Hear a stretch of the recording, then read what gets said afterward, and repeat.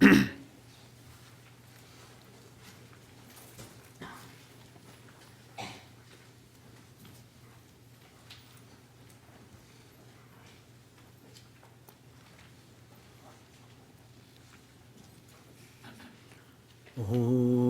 Sahana Vavatu Sahanau Bhunaktu Sahaviryam Karavavahai Tejasvina Vadhitamastu Ma Vidvishavahai.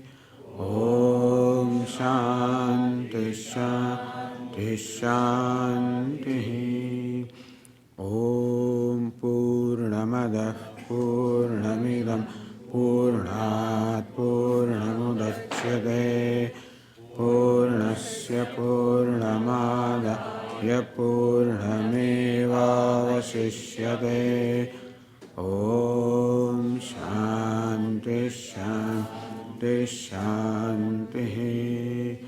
Shruti Smriti Purananam Alayam Karunalayam Namami Bhagavatpadam Shankaram Lokashankaram Shankaram Shankaracharyam Keshavam Badarayanam Sutra Bhashya Krutau Vande Bhagavantau Punah Punaha.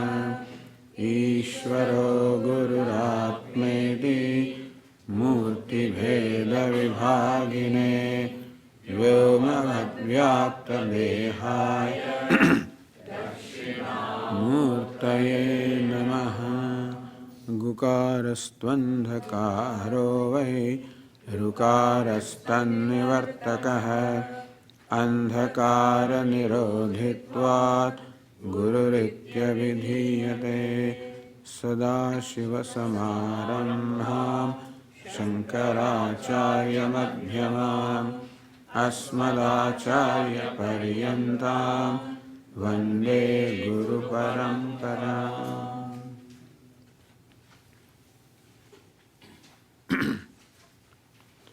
Freedom in relationship. That's the topic during this retreat.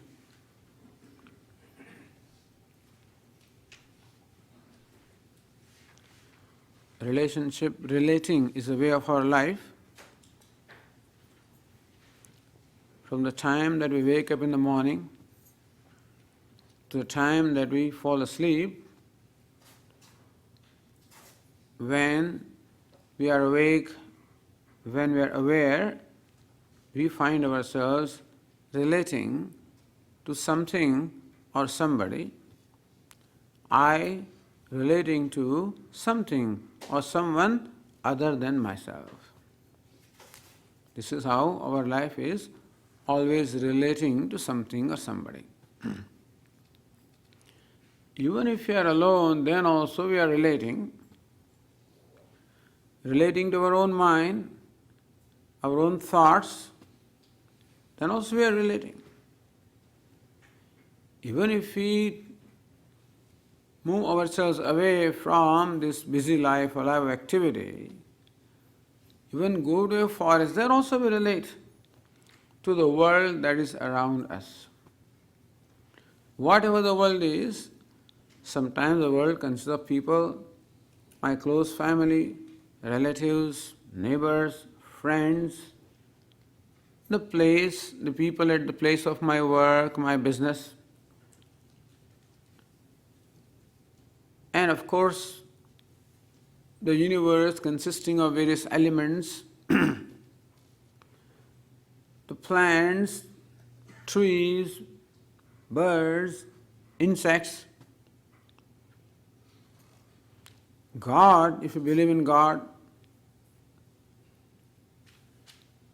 thus there is a whole world around ourselves, and at every moment we are relating to this world. The world, of course, keeps on changing, but generally the I who relates to the world is constant. So this relationship is what our life consists of. If relationship brings joy, then we are happy in our life. If relationship brings unhappiness, then we are unhappy in our life. We can say that we today, what we find ourselves is what our relationships are. If there is freedom in relationship, well, we are happy. If there is not freedom in relationship, we are unhappy. Or, what is freedom in relationship? When we are happy relating to whatever it is we have to relate to, whether relating to our family, our friends, whoever we are relating to. If you are happy with that relationship, enjoy that relationship, that we can say there is freedom in relationship. On the other hand, if you are not happy in that relationship, we do not enjoy it, we find there is pressure, there is stress, there is burden, then we would call that not a free relationship, a relationship consisting of bondage. Bondage being the opposite of freedom. Bond is one thing of bondage. Bondage means opposite of freedom, which is the binding. Although bond is the good thing, but bondage is what we are talking about. Inasmuch as our life is made up of relationships, and therefore relationships are a source of happiness or unhappiness for us, therefore it is very important that we enjoy the freedom in relationship. Then we are free, then we are happy. Freedom and happiness are one thing. We are happy when we are free. So happiness in relationship or freedom in relationship. It is not possible to have freedom from relationship. It is not possible that we can give up all the relationships. It is not possible. I can give up a relationship, but relating itself I cannot give up. I have to relate, because that is how we are. We are all emotional beings. And therefore, they say human being is a social animal. And so, relationship is the way of our life. That is why this freedom in relationship is a very important topic to understand. Before we proceed to discuss the relationship, let us also look at who it is who relates, namely myself. Because as I said, in the relationship, what I relate to keeps on changing, but I who relates to is always the same. And therefore, let us briefly look at also the composition of this I who relates to the world. In Vedanta, this I is called ego. Usually by ego we understand pride or arrogance, but here what we mean by ego is the sense of individuality. The individual being is called ego. We can also call it the I, the subject. The subject or the ego. If you look at our mind is made up of two kinds of thoughts, by the way. There are different ways of analyzing the mind. But one thing is, mind consists of thoughts. A thought is a state of mind. Just as an ornament is a state of gold, a gold having a certain name and form is called an ornament. So also the mind stuff having a certain name and form is called a thought. The thought is a state of mind. These thoughts can be divided into two broad categories. One is the I thought, other is the other thought. The I thought, the subject thought. And these two thoughts we can call other thoughts. So the mind has two parts. And therefore, one part of the mind relates to the other part, understand? That's where the relationship starts. The relationship starts right with ourselves. Eka hankrutaranya syat antah karana rupini. A text called Drugdrisha Viveka says that the thoughts are of two types. Eka vruttihi. One thought is ahankrutihi, ahankara, aham thought, I thought, the subject thought. And antahkarana, anya, rest of the thoughts called karanam, antahkaranam. Many of you may also heard that our mind is divided sometimes into four aspects or four functions. Manaha, buddhi, chittam, ahankara. One mind is looked upon as performing four main functions. One function that the mind performs is the function of feeling, perceiving, reacting. So when I am feeling, when I am responding, when I am reacting, that state is called manas in Sanskrit. Manas can be translated as mind, but it's different from the main mind, which is antahkarana. Here manas is one of the thoughts. Second is buddhi, or what we call intellect. That is when the mind is learning, understanding, concluding, deciding, judging. This buddhi or the intellect, its nature is to know, to judge, to conclude, to do. That's buddhi. Yet other function the mind performs is remembering or recollecting.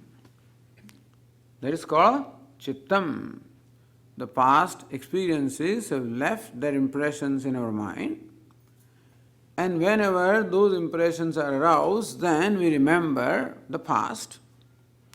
The remembering also is one function that the mind performs. This is called chittam.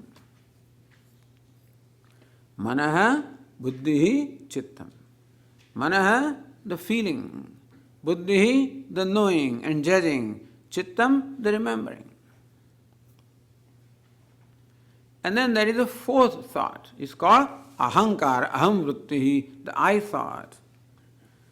There is someone within ourselves who remembers, who feels, who remembers, who knows, who judges.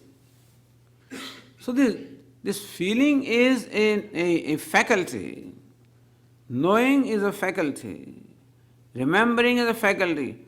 So these three kinds of faculties are given to us: feeling, knowing, remembering. And this includes other related thoughts also. You can devise many other kinds, but then we can group everything that the mind does into these three. But there is one also who feels, who knows, who remembers. That is called the I thought. That is the subject thought. So understand our mind, the I thought and the other thought. The I thought, the subject thought, are called the ego. This ego has been provided with various faculties. The faculty to know, the faculty to feel, the faculty to remember, recollect. So ego, the I thought, uses this mind to perform various functions. We also have further the organs of perception. We have 5 organs of perception. because there are fivefold objects in the world. The world can be said to broadly consist of the five objects: the sound, touch, color and form, taste and smell. The five elements: space, air, fire, water and earth.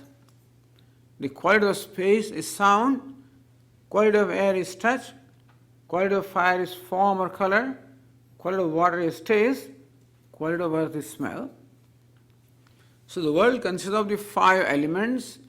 Each element is its own quality, and we have been given the five organs of perception to perceive these qualities. So with faculty of hearing, we perceive the sound. With faculty of touch, we perceive the touch. With the eyes, we perceive colors and forms. With our tongue or palate, we perceive taste. With the nose, we perceive smell. Thus, these five organs of perception are given to us. So this I, this ego, or the subject, perceives the various objects of the world through the organs of perception. For perception, we require the organs of perception as well as the manas. So organs of perception and mind, with the help of that, the I perceive the various objects of the world. We require both of these, the organ of perception as well as the mind. The mind must be behind the ears, then alone we can hear these words.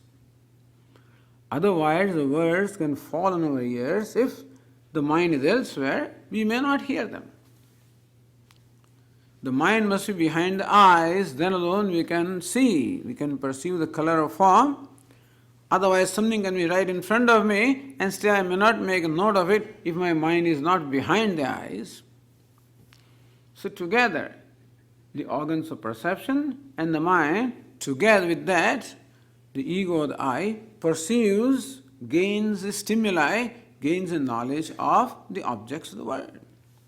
Objects and things and beings of the world are perceived with the organs of perception and the mind. And then we are given the five organs of action with which we respond. So we receive the stimuli and we respond. Speech is an organ of perception, organ of action. So with which we express ourselves, our ideas, etc., speech. Hands or arms are also organs of action with which perform various actions. Legs are other organ of perception, action with which there is movement. And then the organ of generation, organ of excretion. These five are said to be the organs of action with which we perform different actions, with which we respond to the world. Thus, what is called a relationship is an interaction with the world around me, whatever that world is. Right now for me, the world is the people sitting in front of me. For you, the world is the Swami talking to you. So at any moment, whatever I confront is the world for me. I interact with the world. So interacting with this world is called relationship, relating to the world. But how do I interact? Who interacts?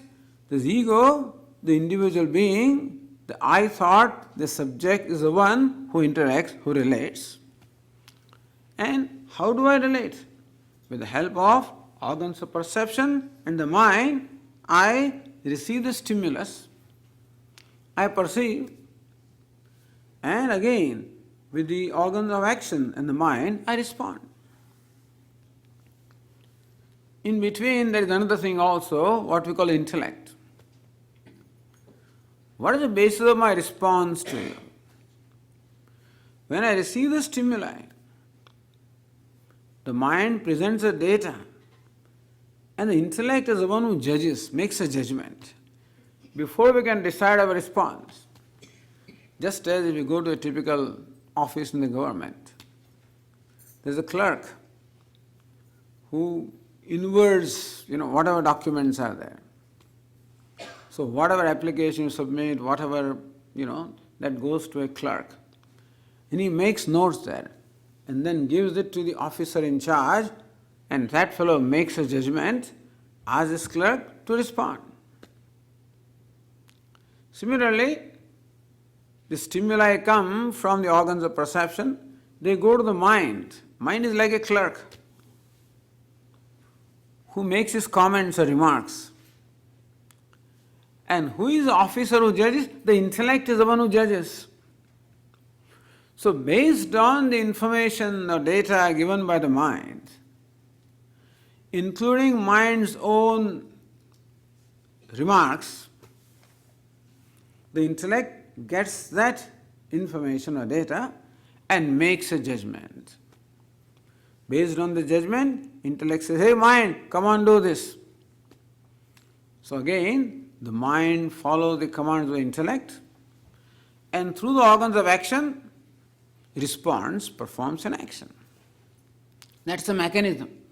Just so we understand the mechanism or how the interaction goes on, all these faculties are required. Organs of perception receive the data from the world. The mind makes its own remarks. Based on that, the intellect makes a judgment. Intellect again tells the mind to give the response, and then the mind, through the organs of action, gives the response in terms of words, in terms of actions. This is how interrelationship with the world is going on. That interrelating with the world is called relationship. All of these elements involved are very important to understand.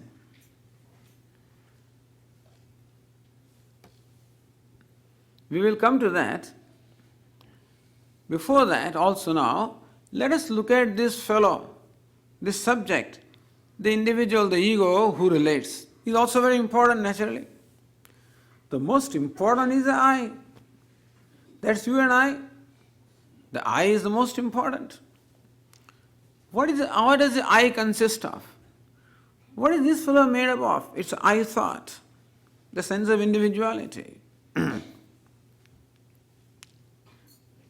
This ego always has an agenda.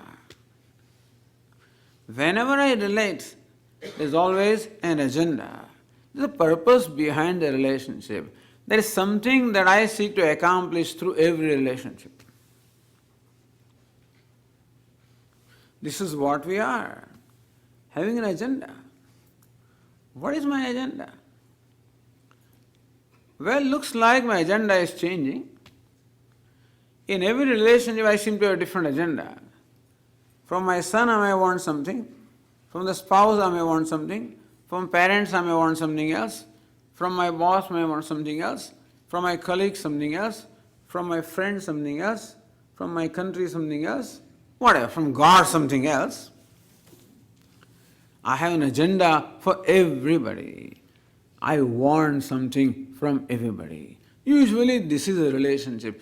In a relationship, when I interact with the world around me, usually I always want something from the world. I have an agenda. Sometimes agenda is open, sometimes a hidden agenda, but usually an agenda is there. So if you look at this ego, we find this ego, the subject of the I, is a desiring, wanting, demanding entity. I demand. I expect. I want. Why? Because I am needy. This fellow, this ego, or the I, is a needy entity. Whether the need is real or not, we will see. But let us say that there is a need. What is the need? Need is that I should be happy. Simple need. Even though the demands that I make upon the world around me keep changing depending on what the world is. The world is mother, then my demand is of one kind. The world is father, demand may be of another kind. Friends, spouse, children, whatever. So what the world is, the demand may be different. I expect my mother to treat me in a certain way, my father to treat me in a different way, my friend to be in a different way. So it looks like what I expect from different people is different, but then behind all the expectation is only one.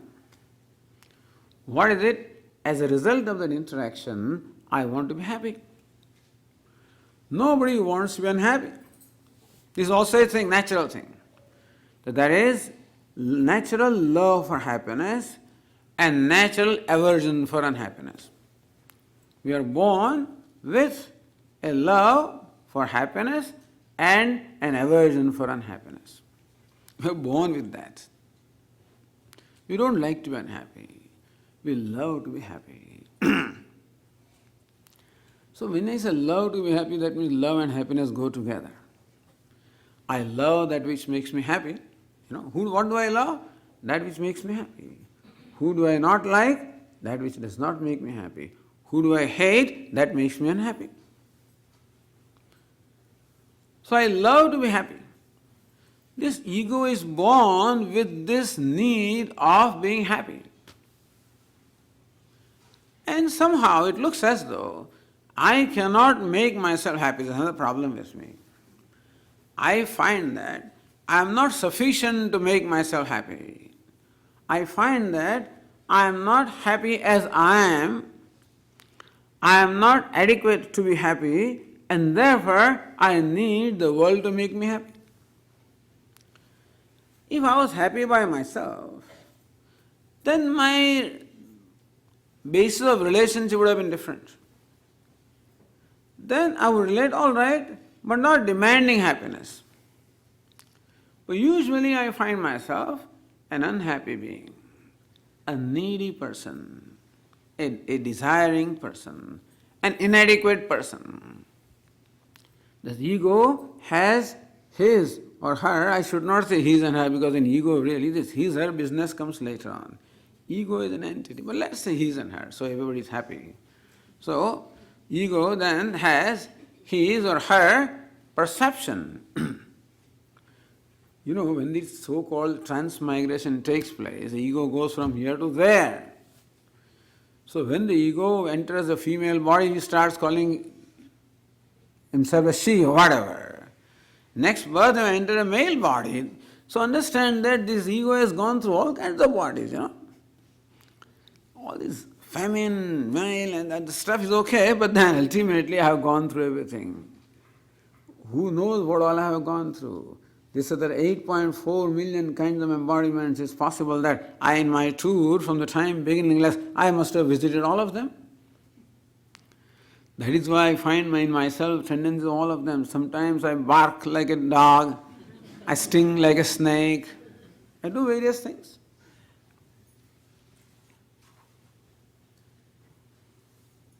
So those tendencies are there. But anyway, what I am saying is the business of male and female, etc., doesn't quite apply at the level of ego, but then okay, let's say, so this ego, the subject is there, is a needy being. Finds that I am not quite sufficient or adequate as I am, and therefore I need something in order to be happy or adequate. When do I feel unhappy? When I find myself inadequate. When do I feel happy? When I find myself adequate. So whenever I see myself as an inadequate being or inadequate person, I become unhappy, and there is a need on my part to seek happiness, and therefore I utilize the relationships, the interrelation, as a means of fulfilling my agenda of seeking happiness. So we come up with an agenda. The agenda is a problem. But then anyway, what causes bondage is the agenda. Why do I feel inadequate? That's my perception of myself. Here, let us also spend a minute in dwelling upon what Vedanta has to tell us about this I. I have one perception of myself, and that I am a limited individual. I am inadequate. I am a needy person. I need the world to make me happy. I am not quite adequate to make myself happy, and I need the world to make me happy. But most of the activities are for that purpose. This is not so. Swami, why do you say that I am not happy with myself? The answer is simple, that I become very uncomfortable with myself. I usually avoid myself. I generally try to escape from myself. Most of our activities are escape distractions, meaning escaping from confronting myself. Our Swami points out, that how, even when you get a moment with yourself, how you find some activity to distract the mind. These days, of course, you don't go to telephone booths, but in the olden days, the telephone booths, when they didn't have cell phones. So you can see that there is a telephone directory. And that telephone directory is full of all kinds of writings and all kinds of figures, because people, when they call, when they do wait, Arsha Vidya Gurukulam, this, that, the whole menu goes on, and then you have to wait until the other person comes. Or several rings are there before. So what do you do during that time? That's the time you have for yourself. So you do something. Fortunately, they oblige you also, fortunately, by some music. Those days, of course, the telephone company used to give, these days you have the ringtones. So when you call somebody's cell phone, then there are ringtones. So you hear all kinds of songs and all sorts of things go on, just to keep you entertained, because that person is busy.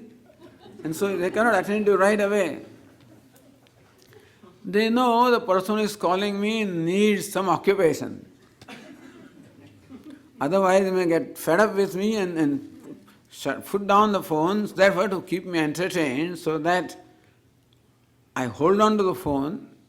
Some kind of music also goes on. Some activity. In the elevator also, some music. In the offices, also in the lobbies, music. Something is going on all the time. In the airline also, in the traveling, they provide you enough distractions with the music, with the headphones, the movies. If nothing else, some music, some magazine.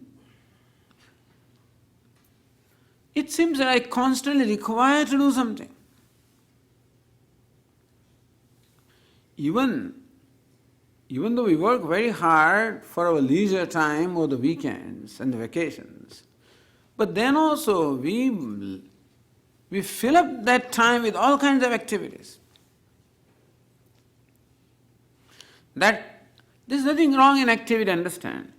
What we're talking about is something drives me to do something. As Lord Krishna says, Nahi kasit kshanavri jatu tishtari akarmakrit. Lord Krishna says, not even for a moment can a person stay without any activity. Because of some discomfort within myself that drives me to do something, and thus I am basically not comfortable with myself. This is the story. And I want the world to comfort me because I cannot accept the discomfort.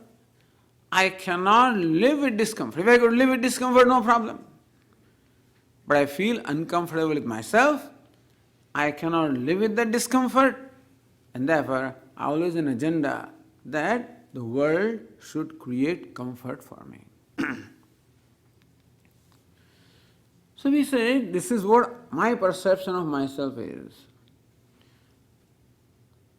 Just to keep this in mind, what is Vedanta's perception of myself? What do the Upanishads say about myself? Upanishad says, Tattvamasi, that thou art, you are limitless. Now this is a perception that Upanishad has of myself. You are limitless. You are happiness. You are free from all the needs. You are ever free. This is what Upanishad says. That is the Upanishad perception of myself. What is my perception? I am an inadequate, needy being.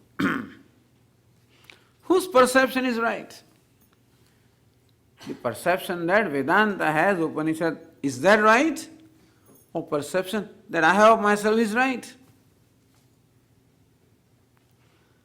Answer is, whatever I am comfortable with, that must be my nature. Everything is comfortable with its own nature. As we said, fire is comfortable being hot. Water is comfortable being cool. What am I comfortable with? Am I comfortable with being unhappy? Or am I comfortable with being happy? I am comfortable with being happy. I love to be happy. I dislike, I hate to be unhappy. That shows that happiness must be my nature, at least logically. If this is the rule, that everything is comfortable with its own self. Nobody complains about what is natural. Nobody complains, Swami, that you don't go to an ophthalmologist and say, Doctor, I have a problem. What's the problem? That I see. No, that cannot be a problem. Otherwise, doctor says, wait a minute, I also see something. You don't belong here, you belong somewhere else. That I hear that cannot be a problem, because hearing is natural. When I hear, I'm comfortable. When I do not hear, then there's a problem. Or hear something which is not there, then also is a problem. If I see something which is not there, that also can be a problem. If I hear something, Swami, something that I hear more than what is there, sometimes people hear all kinds of sounds and things happen inside, well, then it's a problem. But that I hear, that I see, that I walk, that I talk, they're all natural things, I'm comfortable with them. When I cannot talk, that's a problem. Cannot open the mouth, there's a problem. Cannot walk, then it's a problem. Meaning that whenever I am deviated from, distracted from, divorced from what is my nature, that is when I feel uncomfortable, I feel unhappy. So I am unhappy with myself. What's the cause of my unhappiness about myself? That I am inadequate, I am incomplete, I am not all right as I am. This is my perception of myself. It is that perception that makes me unhappy with my own self. So what's the cause of my unhappiness? A given perception of myself. What is that perception? That I am inadequate, I am incomplete, I am needy. I don't like to be needy. I don't like to depend upon anybody. I want to be free. I do not like to see myself dependent upon somebody. I do not like to see myself when I am demanding of somebody. I don't like it. The reason for demand is to become free from that demanding self. So demands that I am making is so that I become free from demands. The reason why I express need is because I want to become free from need. I am not comfortable being need or being demanding person. I find myself needy. I am not happy with being needy. Upanishad says that you are ever free. You are free from all the needs. You are limitless. There is no reason why there should be any need in you. That's the perception the Upanishad has. And that perception must be right, because I am comfortable with myself whenever I am free from need. I am not comfortable with myself when I am needy. I am not comfortable. I am comfortable with myself when I am free. I am not comfortable when I am dependent or when I am controlled. When someone controls me, I resist, I react. I am comfortable when I am free, when I am in charge, when I am independent. It's quite all right. So I love independence. I love freedom. And that's what we equate to happiness. We are happy when we are free. We are happy when we are independent. That shows that independence or happy must be my nature, because I'm comfortable with that. If you go to the rule that everything is comfortable with its nature and I'm comfortable being independent, that shows that independence or freedom must be my nature. Happiness must be my nature. And that is why there is a love for freedom. Everything has a natural love for its own nature. Love for one's own nature also is what we are born with. I'm born with a love for freedom. I'm born with a love for happiness because that happens by my nature. So there's a big conflict here, or a big contradiction here. On one hand, as Upanishad says, I am free, I am limitless, happiness is my nature. And therefore, I find myself having naturally a love for freedom, love for independence, love for happiness. On the other hand, I find myself an inadequate being, a dependent person, a needy person. That's the kind of perception I have of myself, which means that the perception I have of myself is quite contrary to what my true nature is. This is the situation with this individual. So where we are coming from is very important. When we talk of relationships, who relates? I relate. I must understand where am I coming from. We must always know where the person is coming from. Sometimes words may not even be, words may not be quite, a person may not be able to articulate. We should understand where the person is coming from. So let us understand where we are coming from. We are coming from a basis or a perception of inadequacy, of bondage, of limitedness. This is what we are. That is why there is an agenda of becoming free, becoming independent. And since my perception is that as I am inadequate, therefore I depend upon the world to make me adequate. This is how expectations come. That's how demands come. That's how dependence comes. So my need is a perceived need, is a result of my perception of myself. That my perception is, I am inadequate as I am. And I am not happy being inadequate, therefore there is a need of being happy, the need of being adequate, the need of being free, the need of being independent. And I do not know how to fulfill that need by myself. I don't know how to make myself independent. I can react, I can resist, I can assert, I can do all kinds of things outwardly. But still, am I independent? Am I independent just because I have the freedom to do what I want? What is called independence? Is it the freedom to do what I want? Is it the license to do what I want? Is it independent? That's what independence very often is thought of. I am free, I am independent, therefore I'll do what I want to do. But is it really independence? It may be temporary independence from the control of the world. But thus when I assert my independence, freedom, am I being controlled by something? When I resist or react towards the control of the world, am I controlled by something else? Answer is yes, even then also I am controlled. What controls me? My own impulses control me. So understand that freedom is not merely the independence from the world outside. Freedom also includes or requires independence from my own impulses of myself.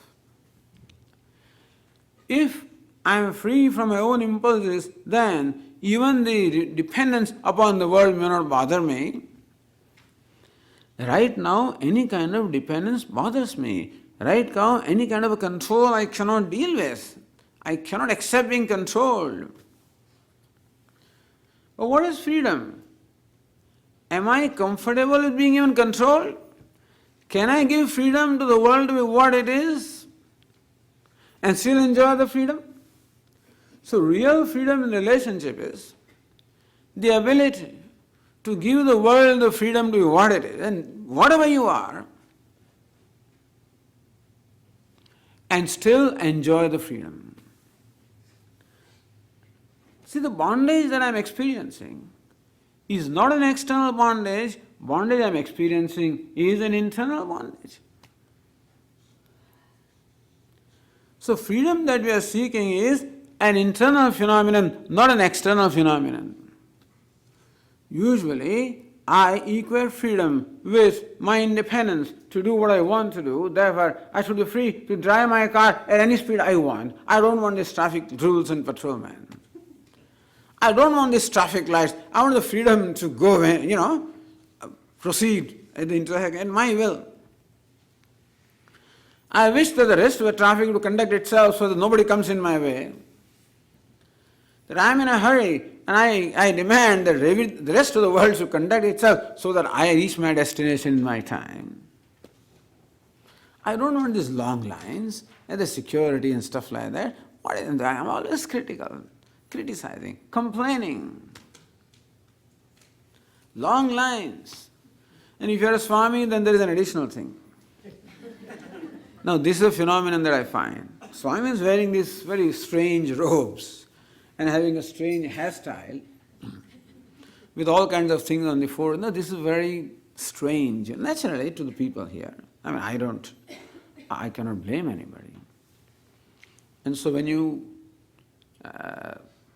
either at the check-in counter or generally speaking, when you go to the security, before that there is an agent who checks your boarding pass and your ID, looks at me, smiles at me, does something. I know what that is.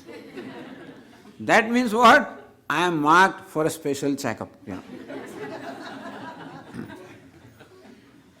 So when I go, immediately I am always shown another door, this way, Almost invariably. I know.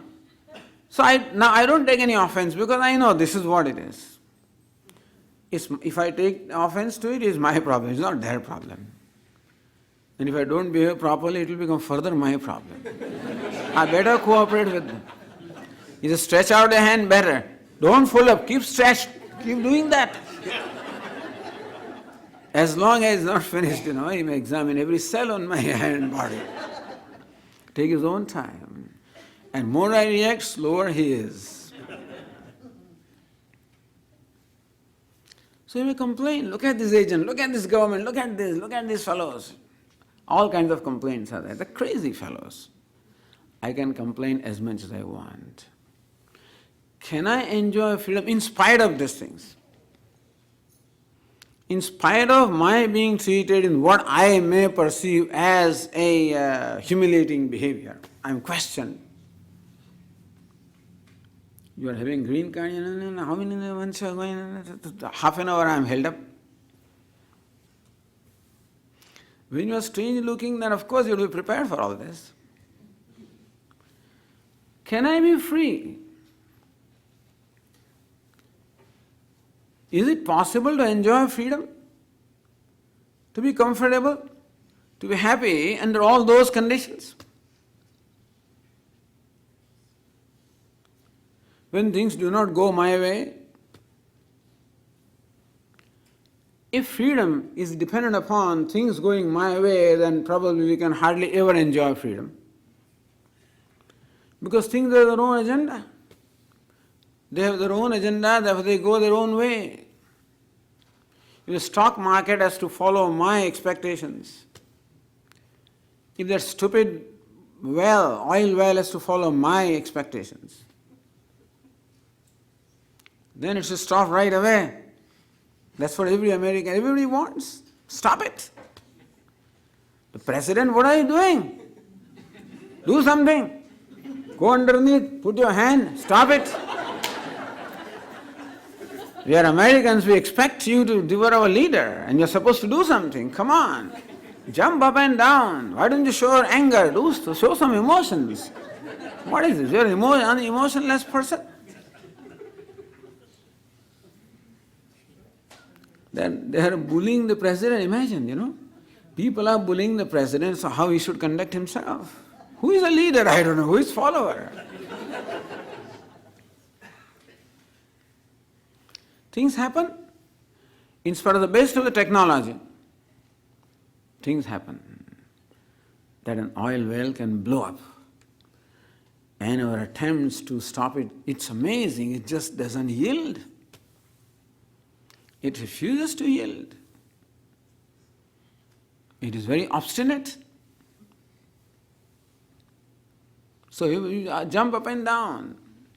How long? Now people have stopped jumping. Now how long will you jump? Now we don't find any reports in newspaper. Every day there are reports on this oil well. What is it that keeps to keep track of how many gallons now, how many million gallons are gone in and this, that. I think they are also exhausted now.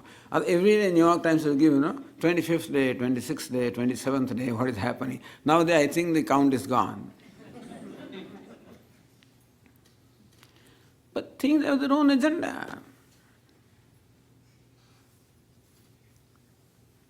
And so, what happened some time ago, there was this ash, from the volcano. It's an agenda. What can you do? Thousands of flights had to be, stopped. Thousands of people were stranded. People would say, come on, do something. Then also people said, do something. Stop this stupid, ash. Volcano, stop it. What can you do?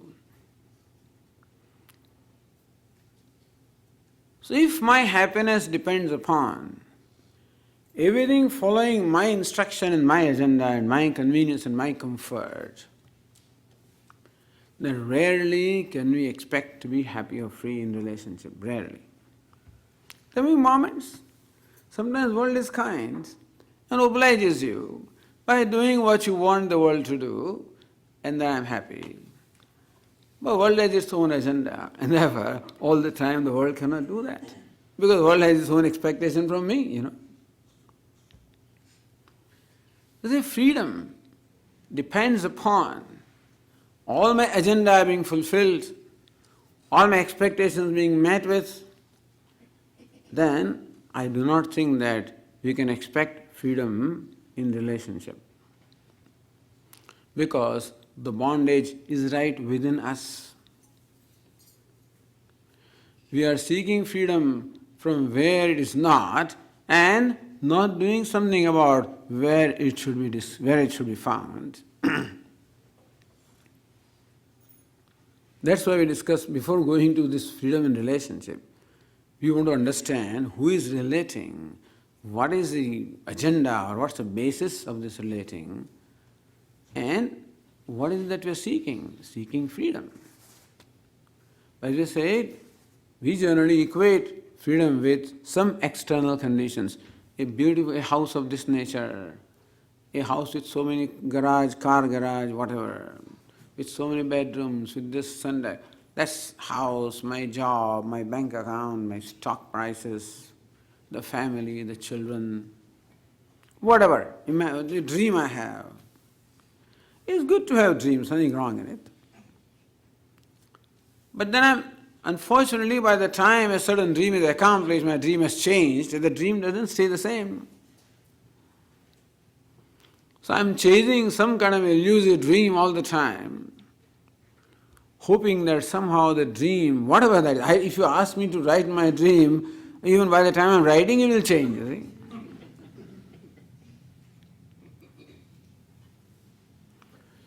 So is this bondage, which is opposite of freedom, is it out there?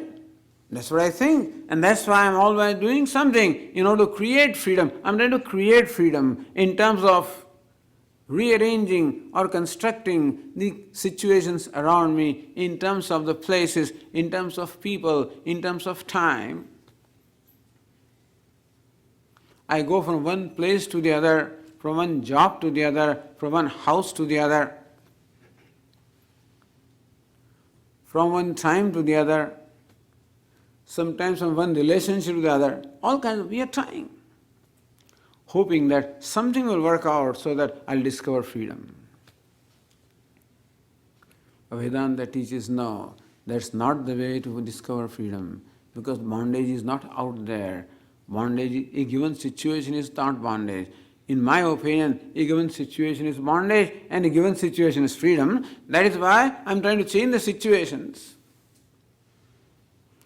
Vedanta says no. It is not a situation that is bondage, nor it is freedom. It is you who is bondage and you who are freedom. In what sense? In the sense that my perception of myself is what causes a sense of bondage and my perception of myself is what causes a sense of freedom.